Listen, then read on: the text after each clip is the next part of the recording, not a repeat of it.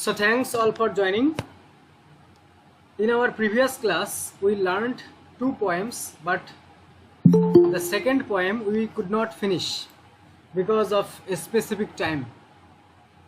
So the second poem was The Road Not Taken by Robert Frost.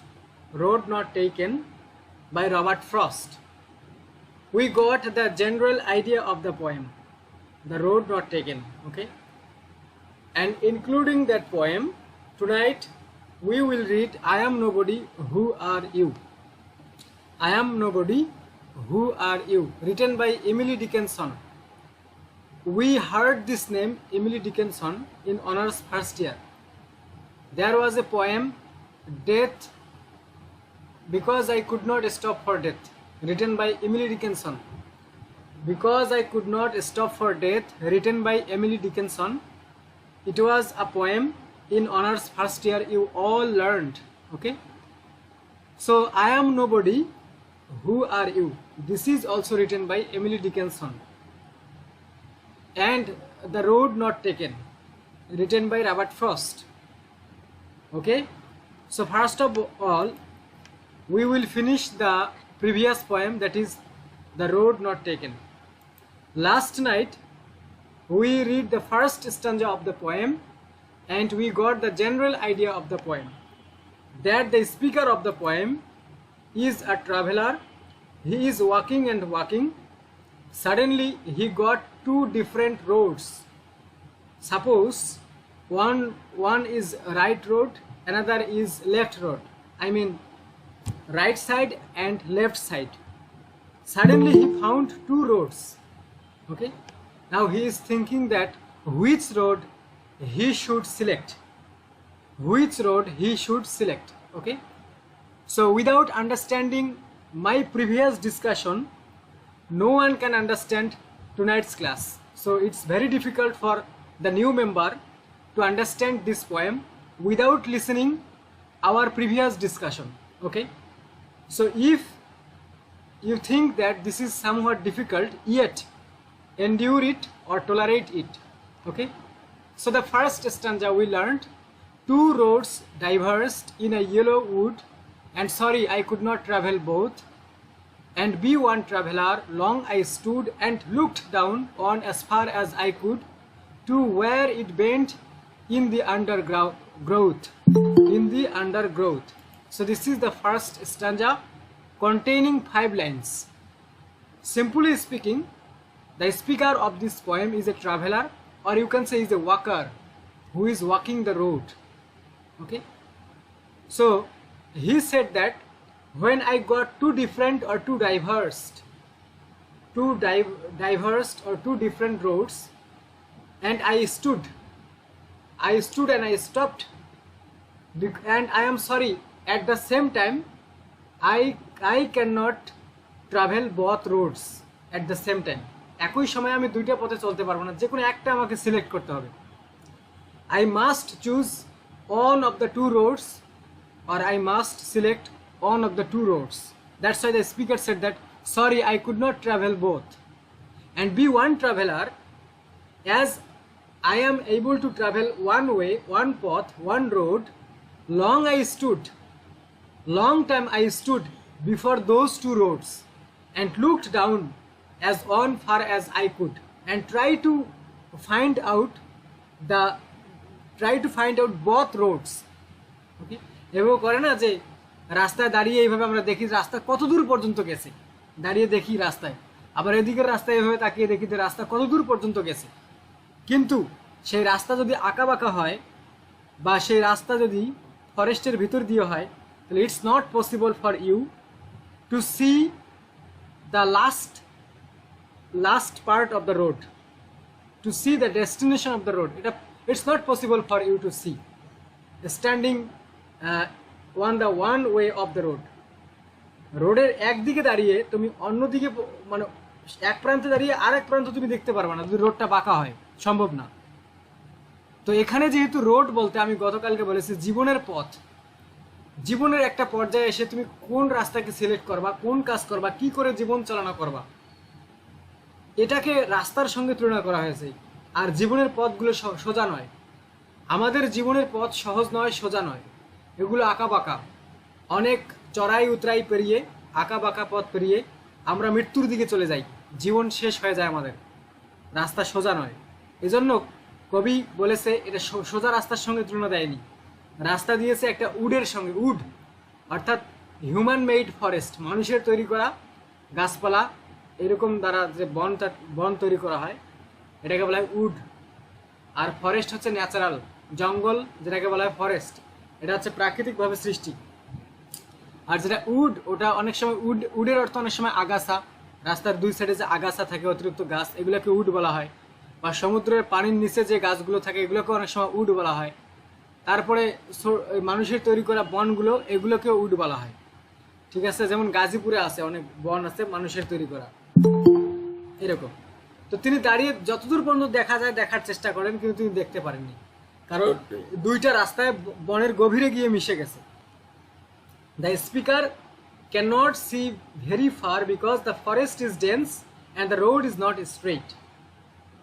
Speaker রাস্তার ওই প্রান্তে দাঁড়িয়ে চেষ্টা করেছে দুইটা রোডেরই শেষ প্রান্ত দেখার, কিন্তু পারেনি, কারণ এই জঙ্গলটা হচ্ছে গভীর এবং রাস্তাগুলো সোজা নয়। দ্বিতীয় স্ট্যান্ডায় চলো। Then took the other as just as fair and having perhaps the better claim because it was grassy and wanted wear, though as for that the passing there had earned them really about the same.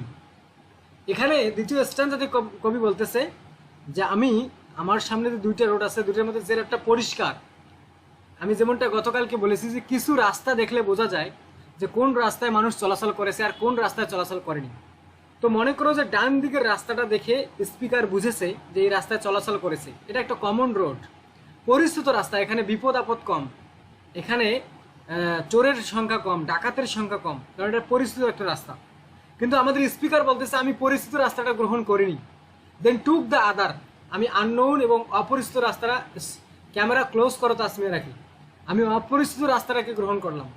আমি বাম দিকের রাস্তাটাকে বা left সাইডে যে রোডটা আছে, যেটা একটা আননোন রাস্তা, একটা আনকমন রোড, যেটাতে চোর ডাকাতের ভয় আছে, যেটাতে আমার ডেস্টিনেশনে পৌঁছাইতে হয়তো অনেক কিছু আমার সঙ্গে ঘটতে পারে, অথবা ওয়াইল্ড অ্যানিমেল আমাকে আক্রমণ করতে পারে, এরকম কিছু জেনেও স্পিকার ডিফারেন্ট যে রাস্তাটা, ডান দিকের রাস্তাটা, পরিচিত রাস্তা গ্রহণ না করে সে দ্বিতীয় রাস্তাটা গ্রহণ করলো, যেটাতে মানুষ কম চলাচল করে, less travelled.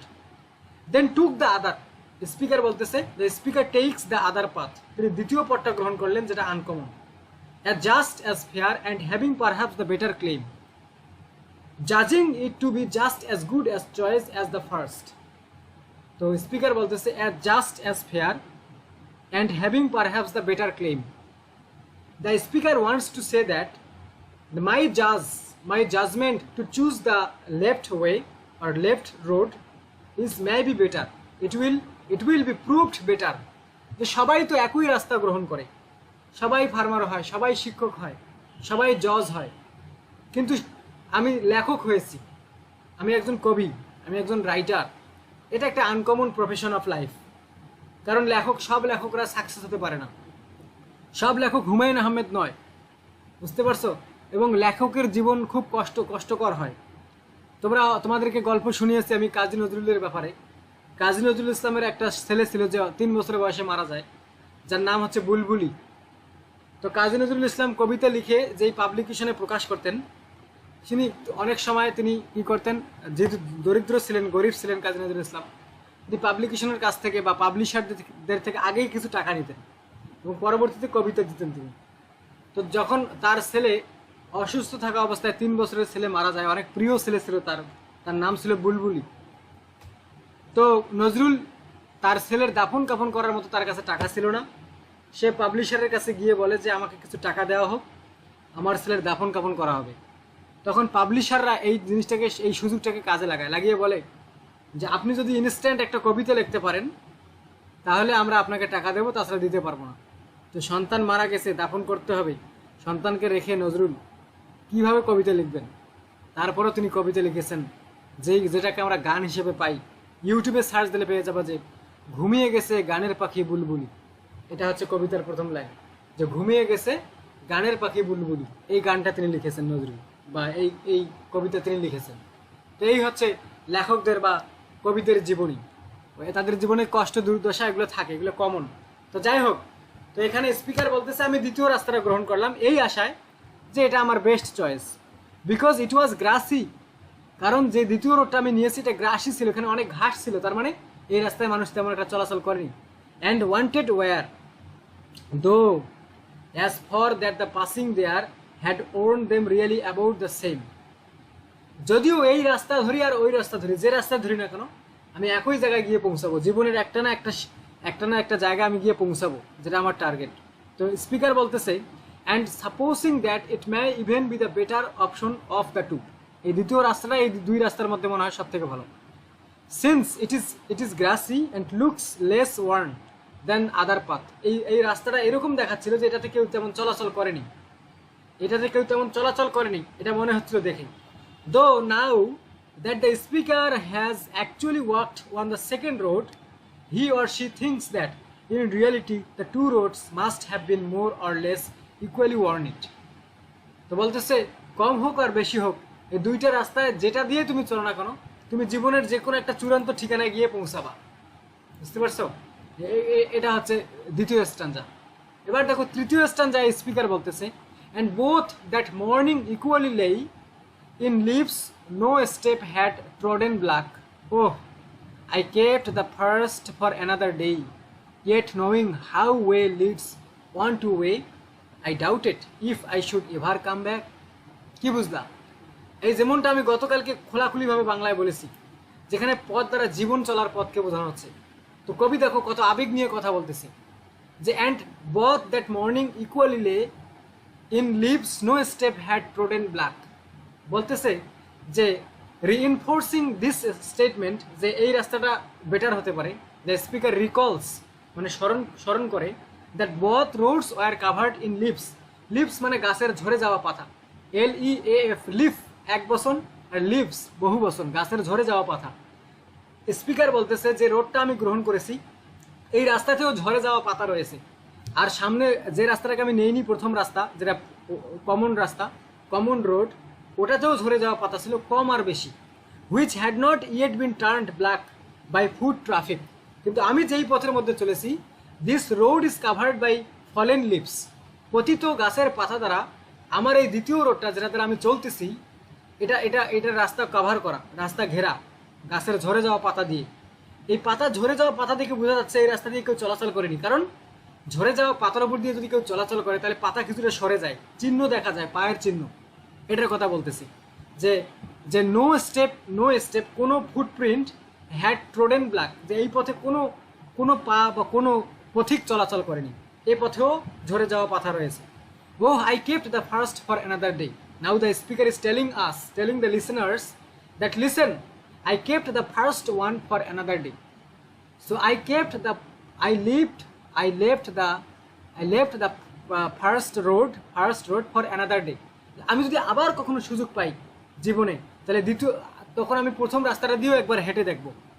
Yet knowing how way leads one to way, এটা জেনেও যে জানি না যে রাস্তা কিভাবে আর একটা রাস্তাতে পরিচালিত করে। আই ডাউটেড, আমি সন্দেহ করেছিলাম যে if I should ever come back, যে আমি যদি আবার ফিরে আসতে পারি, আর আমি কি আবার ফিরে আসতে পারবো? এই যে আমি যে বললাম যে এই প্রথম রাস্তাটায় আমি গেলাম না, দ্বিতীয় রাস্তাটা গ্রহণ করলাম, আর যদি কখনো ফিরে আসি, যদি জীবনের সময় থাকে তাহলে আরেকবার এসে এই প্রথম রাস্তা দিয়ে চলবো, যদি এটা পসিবল হয়। কিন্তু আমার সন্দেহ হয় যে আমি মনে হয় এই পথে আর ফিরে আসতে পারবো না, হয়তোবা জীবন আমাকে সঙ্গ দেবে না, আমার সময় আমাকে সঙ্গ দেবে না। কারণ আমরা যারা একবার একটা প্রফেশন গ্রহণ করি ওই প্রফেশনে আমাদের মৃত্যু পর্যন্ত চলে যায়। দেখো না তোমার বাবার দিকে তাকিয়ে, তোমার বাবা বিজনেসম্যান, সেই তুমি ছোটবেলা থেকে দেখো তোমার বাবা দোকানদারি করতেছে, আজ পর্যন্ত দোকানদারি করতেছে।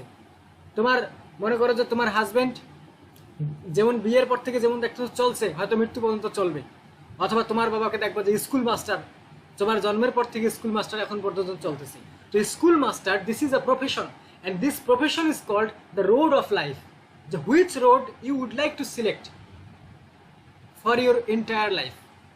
কারণ আমরা যখন তরুণ হয়ে যাই বা আমরা অ্যাডাল্ট হয়ে যাই, আমাদের দায়ভার আর আমাদের পরিবার নেয় না, আমরা নিজেদের দায়ভার নিজেরাই নেই। আমরা চাকরি করব না, রিক্সা চালাবো না, ড্রাইভিং করব না, আরও কী করবো, পেইন্টার হবো, রাইটার হবো, এটা আমাদের উপর চয়েসটা থাকে।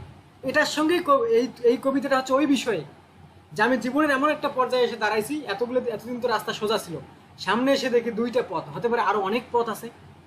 এখন এই যে কোনো একটা পথ ধরলে তুমি তোমার ডেস্টিনেশনে পৌঁছাইতে পারবা অনেক চড়াই উতরাই পেরিয়ে। কোনটা রাস্তা তুমি সিলেক্ট করবা?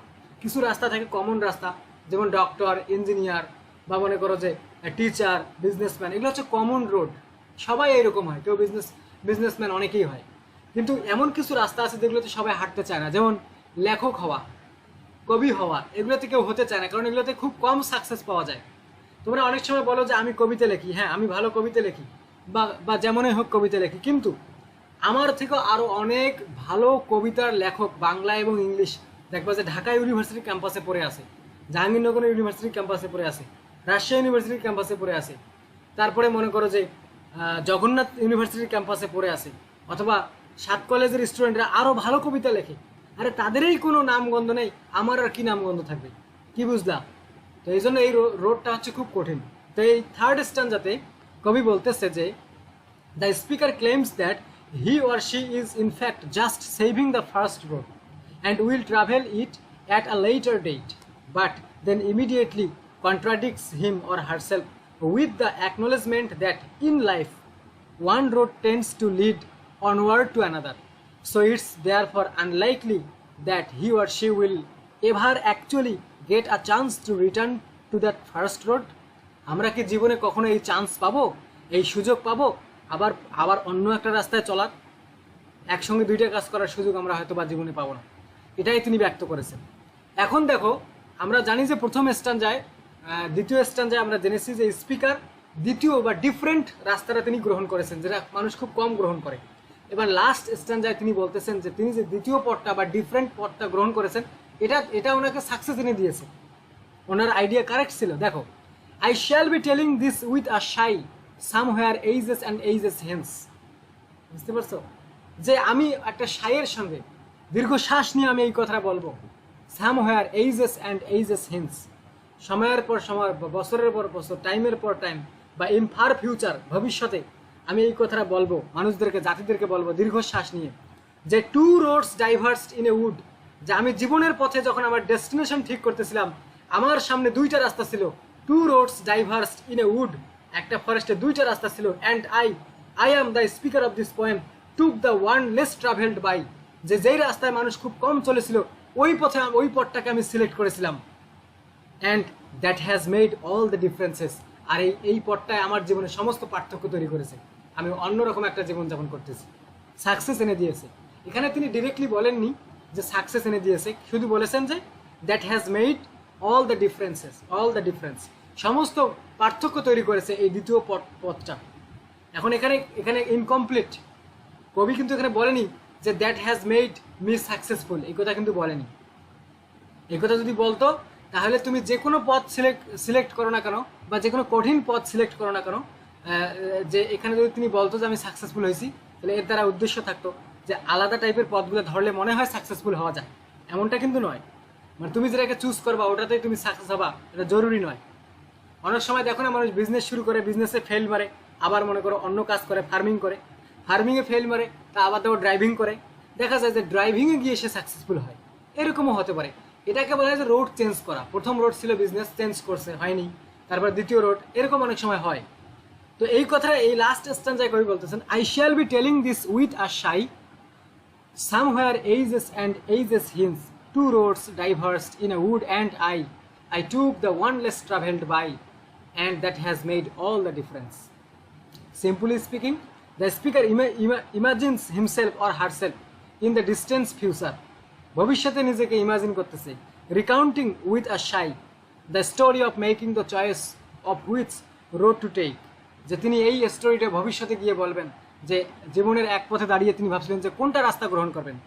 Speaking as though looking back on his or her life from the future, the speaker states that he was forced with a choice between two roads and chose to take the road that was less traveled, যেটাতে খুব কম মানুষ হাঁটাহাঁটি করে বা চলাচল করে, and he consequences of that decision have made all the difference in his or her life. কারণ এখানে আমাদের প্রত্যেকের স্বাধীনতা আছে জীবনের পথ সিলেক্ট করার জন্য। ছেলে হও বা মেয়ে হও, যে কেউ হও। তো সেক্ষেত্রে এই কবিতার স্পিকার ফিমেইলও হতে পারে, মেইলও হতে পারে। এই জন্য কবিতার প্যারাফ্রেজে বা কবিতার এক্সপ্লেনেশনে হি এবং শি দুইটাই ব্যবহার করা আছে। The speaker can be he, the speaker can be she. কারণ তুমি মাসুমা, তুমি শুভ রায়, তোমাদের প্রত্যেকেরই একটা অধিকার রয়েছে নিজের জীবনের পথকে বেছে নেওয়া। বুঝতে পারছো? তো এটাকে মেটাফরিক্যালি জীবনের পথকে একটা রাস্তার সঙ্গে তুলনা করা হয়েছে। আমাদের জীবনের ডিসিশনকে সঠিক সময়ে সঠিক সিদ্ধান্ত গ্রহণ করা, এটাকে রাস্তা রাস্তা সিলেক্ট করার কথা বলা হয়েছে। এটাই হচ্ছে সেই কবিতা যে the road not taken, the road not taken. বুঝতে পারছো? যে সবসময় যে সবার প্রসিদ্ধ এবং পরিচিত সবাই ডক্টর হচ্ছে, তোমাকেও ডক্টর হতে হবে এমনটা জরুরি না। তোমার বড় ভাই ডক্টর বা সোলজার, তোমাকে সোলজার হতে হবে, ডক্টর হতে হবে, এটা জরুরি নয়। তোমার নিজস্ব একটা চয়েস আছে যে তুমি কি যে যে ওয়েল নোন বা ফ্যামিলিয়ার সোলজার হবা, বাংলাদেশ আর্মিতে যোগ দিবা, নাকি তুমি ডক্টর হবা, এটা তোমার ব্যাপার। You should choose it. Okay, it's your choice. we have no rights to go against your choice. It's your choice, your life, your choice, because you are adult. তাহলে দেখো কবিতাটাকে এমনভাবে সেট করেছে যে জীবনের একটা দীর্ঘ পথ বা বা বালেগ হওয়া পর্যন্ত বা অ্যাডাল্ট হওয়া পর্যন্ত, মনে করো যে 1 থেকে 20 বছর, ধরো যে 1 থেকে 20 বছর, জন্মের পর থেকে 20 বছর, এটা মনে করো আমাদের জীবনের সোজা একটা পথ। কারণ এই সময় আমাদের রেসপন্সিবিলিটি আমাদের পিতামাতা নেয় বা আমাদের বড় ভাইয়েরা নেয়, আমাদেরকে কোনো কিছু করতে হয় না। এটা হচ্ছে সোজা পথ। এই যে সোজা পথ চলে আসলো, এই সোজা পথের এখানে 20 বছরের এখানে এসে তোমাকে দাঁড়াতে হবে। সামনে দাঁড়িয়ে দেখবো অনেক রাস্তা। এখন আর তুমি তোমার দায়িত্ব কেউ নেবে না, নিজের দায়িত্ব নিজেকে নিতে হবে। এখন তুমি ড্রাইভার হবা, টিচার হবা, ইঞ্জিনিয়ার হবা, কোনটা কি হবা, প্রত্যেকটা একটা করে রোড। নাকি এগুলো রোড বাদে কিছু ব্যতিক্রম ধর্মী রোড আছে, যেমন তুমি লেখক হবা, তুমি কবি হবা, তুমি ড্রামাটিস্ট হবা, তুমি ম্যাজিশিয়ান হবা, কোনটা হবা তুমি? তুমি লিরিসিস্ট হবা, সং রাইটার হবা, তুমি ফিল্ম মেকার হবা, কোনটা হবা তুমি? প্রত্যেকটা প্রফেশনে এক একটা করে রোড। তোমাকে সঠিক রোড তোমার অ্যাবিলিটি অনুযায়ী তুমি যেটা করতে পারো, যেটা ভালোবাসো, যেটার অভিজ্ঞতা তোমার আছে, যোগ্যতা আছে, সেটাকে তোমার সঠিক সময়ে সিলেক্ট করতে হবে। বুঝতে পারছো? এই জায়গায় দাঁড়িয়ে এই কবিতা সেটাই আমাদেরকে শিক্ষা দিচ্ছে। বুঝতে পারছো? তো এই পুরো কবিতাটার রাইম স্কিম হচ্ছে A B B A B A B A B A B. ঠিক আছে? যেমন লেই, ব্ল্যাক, ডেই, ওয়েই, ব্যাক, এগুলো সবগুলোতে একই। তো every stanza has 5 lines and the every stanza has the same rhyme scheme A B. Okay, this is the rhyme scheme of this poem. So এগুলো খুব প্রসিদ্ধ রাইম স্কিম নয়, এগুলো খুব প্রসিদ্ধ রাইম স্কিম নয়। আগে যেগুলো এলিজাবেথান পিরিয়ডে বা প্রথম দিক থেকে যে রাইম স্কিম অনুযায়ী কবিতা লেখা হয়তো, এগুলো সেই রাইম স্কিম নয়। এগুলো হচ্ছে মডার্ন পোয়েটদের ইচ্ছা মতো রাইম স্কিম ব্যবহার করা। ইনি যেহেতু modern poet Robert Frost, stopping by woods on a snow evening, ওই কবিতার লেখক এটা। বুঝতে পারছো? তা আশা করি কবিতাটা তুমি বুঝতে পারছো। এটাকে তোমাদের মতো করে তোমরা এক্সপ্লেন করতে পারবা। এটা সামারি লেখাও সহজ হবে, যেহেতু 20 লাইন আছে। দেখবা যে এটা সামারি লিখতে 2.5-3 পৃষ্ঠা হয়ে গেছে। 20টা লাইনের জন্য কমপক্ষে 20টা লাইন লিখবা, বা কবিতার প্যারাফ্রেজটাই সামারি। এটা কবিতার যদি থিম লিখতে বলা হয়, থিমটা তুমি একটু ব্যাপকভাবে ব্যাখ্যা করে দিবা, যে আমাদের জীবনের কথাগুলো উঠে আসবে। কারণ কবি হচ্ছে মডার্ন কবি, আমরা হচ্ছে মডার্ন মানুষ। এটা আমাদেরকে নিয়ে এই কবিতা, আমাদের জীবন নিয়ে এই কবিতা। বুঝতে পারছো? তো এই কবিতাটা এ পর্যন্তই শেষ। এটা আমরা সেকেন্ড ইয়ারের জন্য পড়তেছি। হতে পারে এটা ফার্স্ট ইয়ারে যারা ইমপ্রুভ দিবা, রিডিং স্কিল পার্ট সিতে ফার্স্ট ইয়ারে যারা ইমপ্রুভ দিবা, তাদের জন্য গতকালকের কবিতাটাও ইম্পর্টেন্ট, এই কবিতাটাও ইম্পর্টেন্ট। বুঝতে পারছি? কারণ গত বছর ফার্স্ট ইয়ারে তোমরা যারা পরীক্ষা দিছো, তোমাদের পরীক্ষার রিডিং স্কিল পার্ট সিতে কবিতা আসছিল বই থেকে। আর এবার যারা পরীক্ষা দিবে, হতে পারে তাদের বইয়ের হতে পারে না, বলা যায় 100% বইয়ের বাইরে থেকে কবিতা আসবে। আর এই কবিতাগুলো বইয়ের বাইরে থেকে। ঠিক আছে? আচ্ছা, এখন আমরা দ্বিতীয় কবিতা পড়বো, যে কবিতার নাম হচ্ছে যে I am nobody who are you. I am nobody who are you. কবিতাটা শুরু করার আগে আমি তোমাদেরকে কিছু কথা বলতে চাই। এই কবিতাটা মাত্র ছোট 8টা লাইনের কবিতা। আর এই কবিতায় কোনো কমা, দাড়ি, ফুল স্টপ ব্যবহার করা নেই। এই কবিতায় শুধুমাত্র হাইপেন ব্যবহার করা আছে।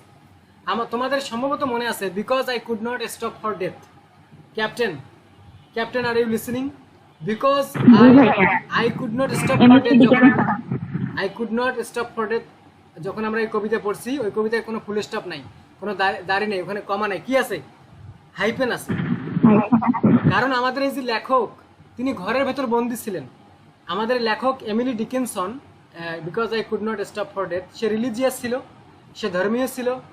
তার সমাজের কালচার অনুযায়ী মেয়েদের বাইরে বের হওয়া নিষেধ ছিল। মেয়েরা কঠিন কোনো কাজ করতে পারবে না, বাইরে থাকতে পারবে না, তাদের ভিতরে পর্দা করে থাকতে হবে। তো সে ঘরে বসে বসে কবিতা লিখত। তার মৃত্যুর অনেক পর তার ড্রয়ারে গিয়ে কিছু স্ক্রিপ্ট পাওয়া যায়। এই স্ক্রিপ্টগুলোতে দেখা যায় যে অনেকগুলো কবিতা।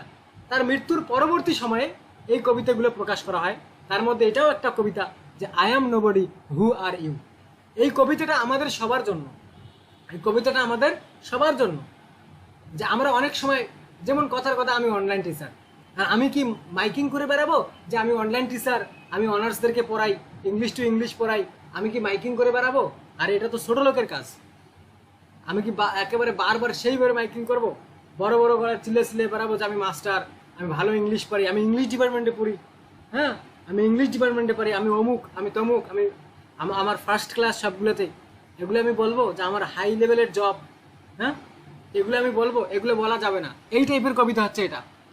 যে স্পিকার কোনো একজনকে অ্যাড্রেস করতেছে। এই কবিতার একজন স্পিকার, যে একজন কনসাস নাগরিক, সচেতন মানুষ, ভালো মানুষ, যার মধ্যে কোনো অহংকার নেই। এমন একজন স্পিকার এই কবিতার, যার মধ্যে কোনো কি নেই, অহংকার নেই, যার মধ্যে কোনো ধরনের অহংকার নেই। সে নিজের নাম পাবলিশ করতে চায় না। নিজে যে কিছু হোক না কেন, সে নিজেকে বলে নো বডি, আমি কেউ না। কারণ একদিন তোমাকে মৃত্যুবরণ করতে হবে, একদিন তোমাকে মৃত্যুবরণ করতে হবে, তোমার কিচ্ছুই থাকবে না জীবনে, তুমি নিঃশেষ হয়ে যাবা। অত অহংকার করার কোনো দরকার নেই। এই ধরনের বিষয়কে এই কবিতায় অ্যাড্রেস করছে।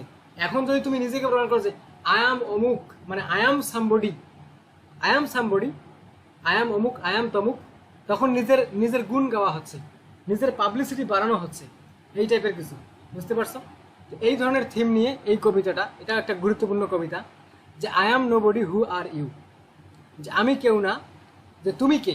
যে স্পিকার অফ দিস পোয়েম, এই কবিতার যে স্পিকার, তার সামনে কোনো একজন ব্যক্তি তার সামনে দাঁড়িয়ে আছে, কোনো একজন ব্যক্তি তার সামনে দাঁড়িয়ে আছে, তাকে অ্যাড্রেস করতেছে।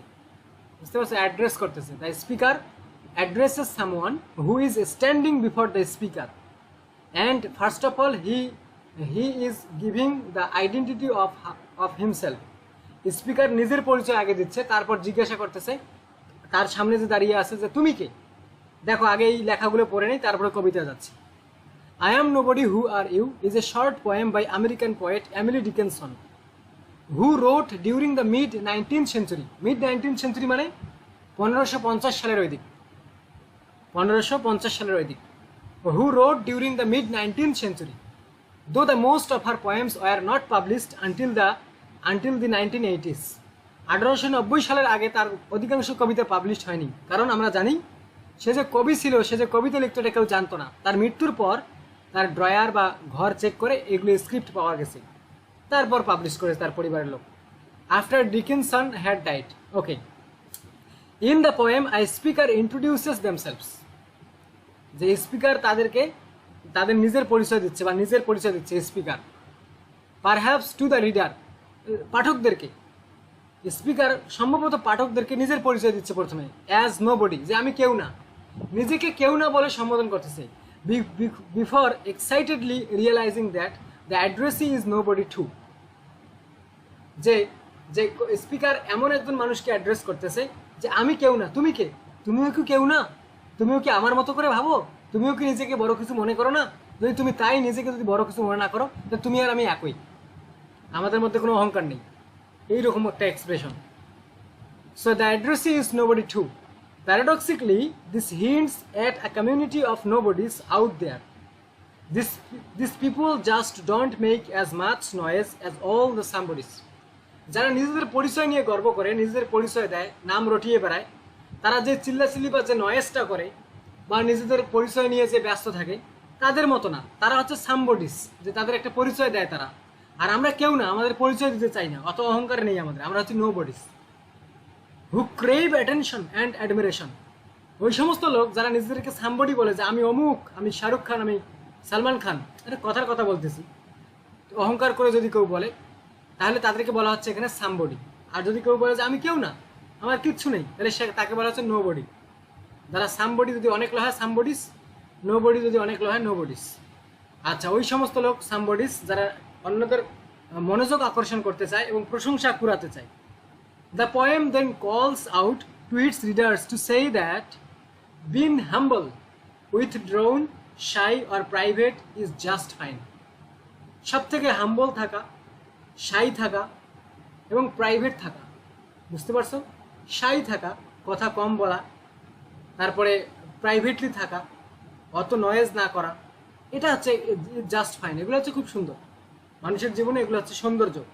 চিল্লাচিল্লি না করা, নিজেকে নিয়ে লাফালাফি না করা, এগুলো তিনি রিডার্সদেরকে স্পিকার অ্যাড্রেস করে বলতেছে। In fact such a way of life has many virtues of its own.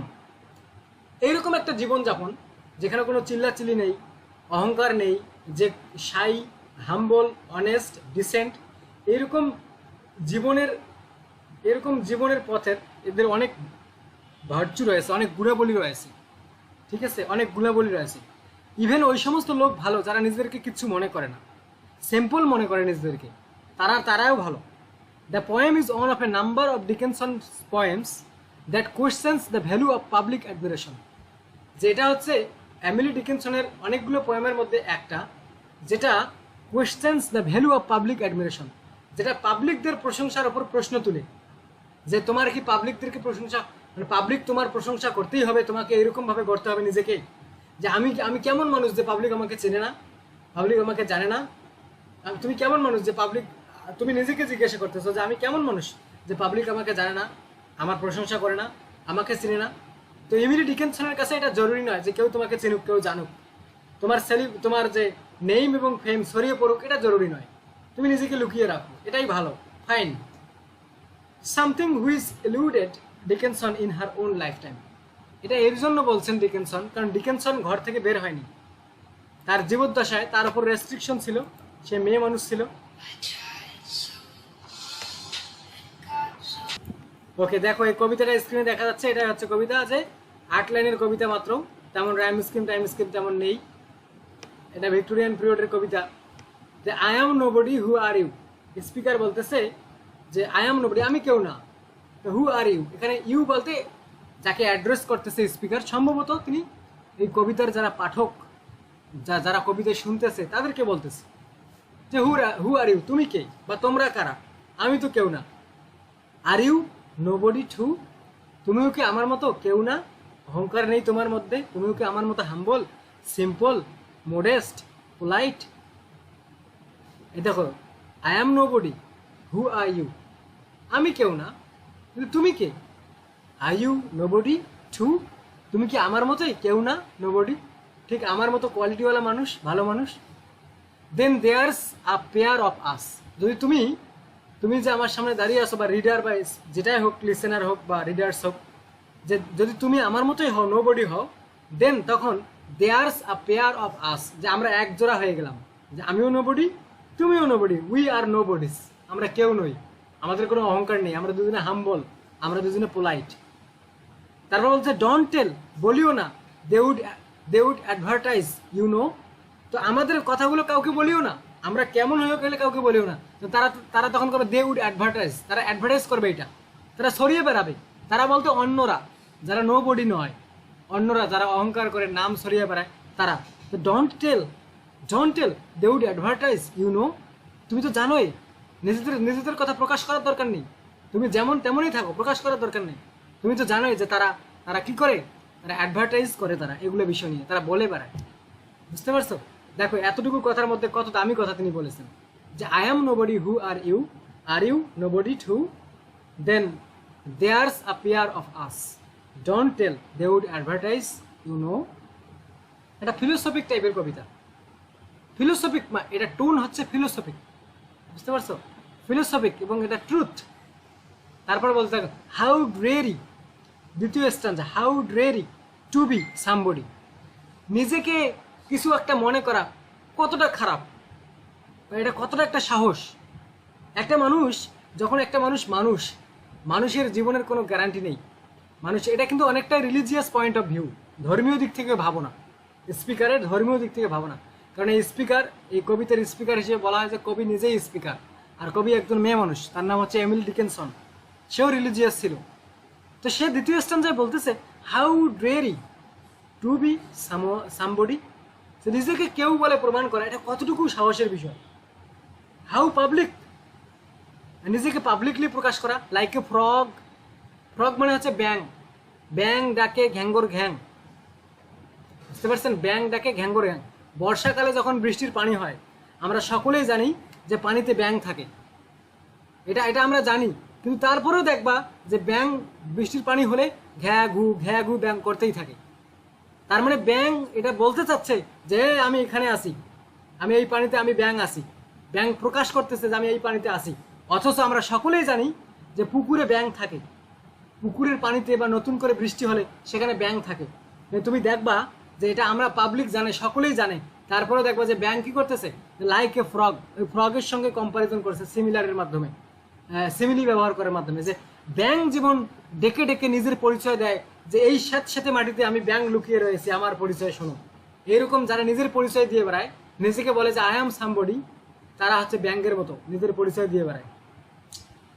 Two tell one's name the livelong June to an admiring bog, বুঝতে পারছো, স্পিকার বলতেছে যে টু টেল ওয়ান্স নেম, অন্যদেরকে একজন আরেকজনকে নিজেদের নাম জানাতে, দেখে ঠিক ব্যাংকের মতো যারা বলে বেড়ায় যে আমি অমুক, আমি তমুক।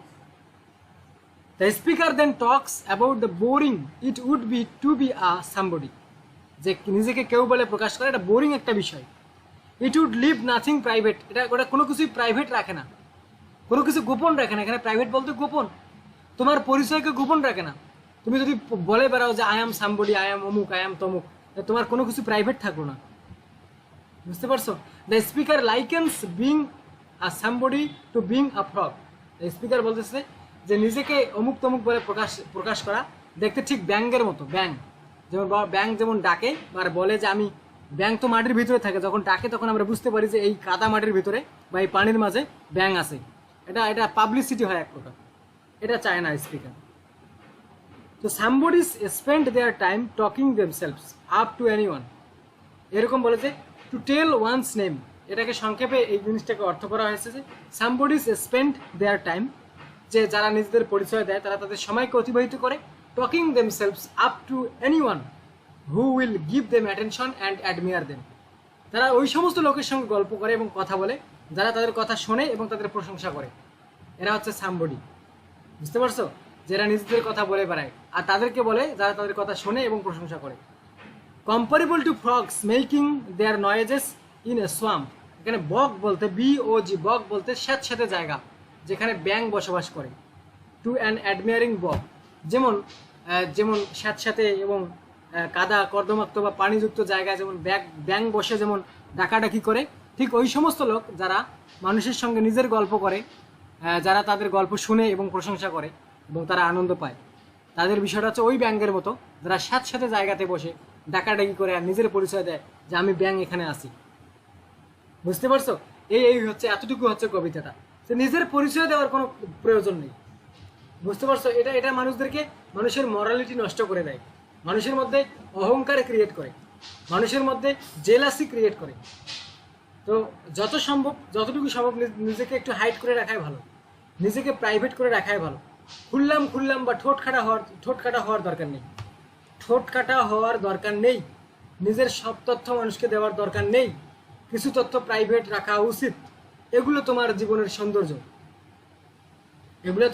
সৌন্দর্য, যে something must be hidden, must be secret in your life, that will be the beauty of your character and beauty of your life. You should not express everything that you have processed. Yes Tasmia Rakhi, বলো।